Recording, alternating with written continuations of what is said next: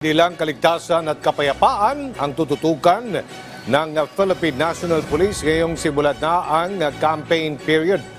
Dahil ayon sa PNP, kahit ang mga posibleng sangkot sa vote buying at selling ay hindi din nila palalampasin. Si Ryan Lesigas sa sentro ng balita.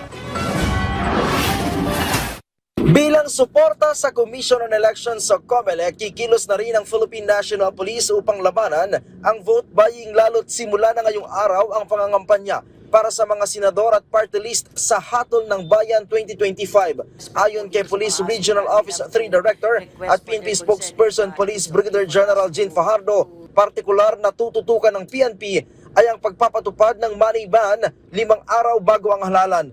Sa ilalim ng naturang patakaran, kailangang magpaliwanag ng isang individual kung siya ay magbibitbit ng perang nagkakahalaga ng 500,000 pesos o kalahating milyong piso pataas sakaling daraan sa checkpoint.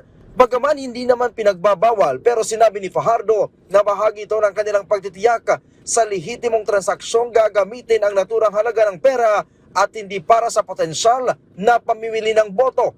Magsasagawa rin ng cyber patrolling ang PNP Anti-Cybercrime Group, katuwang ang mga e-wallet platform para i-monitor ang mga online transaction ng mga kandidato.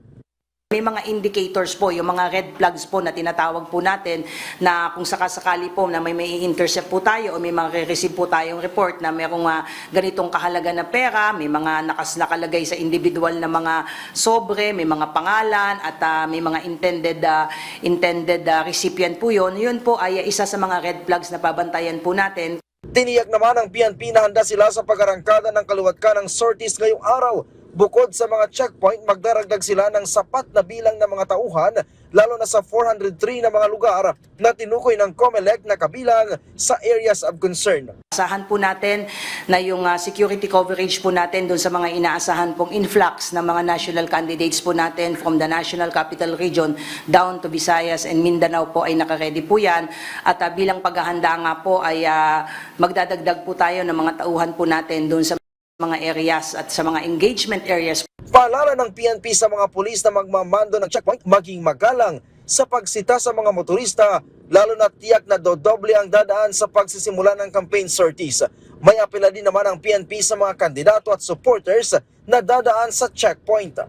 Respetuhin po yung mga umiiral po na checkpoints at lagi nating sinasabi, bagamat humihingi tayo ng paumanhin dahil nga this would somehow cause some inconvenience on their part and probably some delays, but it is being implemented po para na rin po sa kasiguraduhan at kaligtasan po ng lahat po. Samantala, bago pa man sumapit ang Marso na binigay na deadline ni PNP Chief Police General Romel Francisco Marbil para buwagin ang mga aktibo at potential PAGs sa bansa, lumutang na sa Police Regional Office 3 ang nag-iisang PAG sa Central Luzon.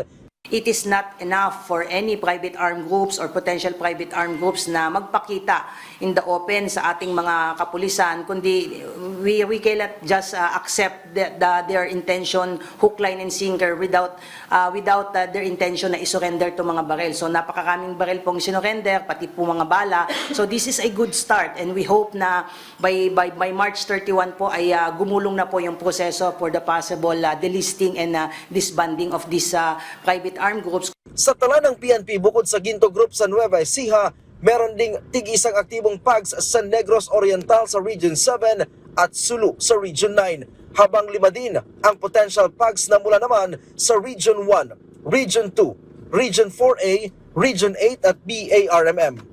Mula dito sa Campo Crame, Ryan Lesigas para sa Pambansang TV sa Bagong Pilipinas.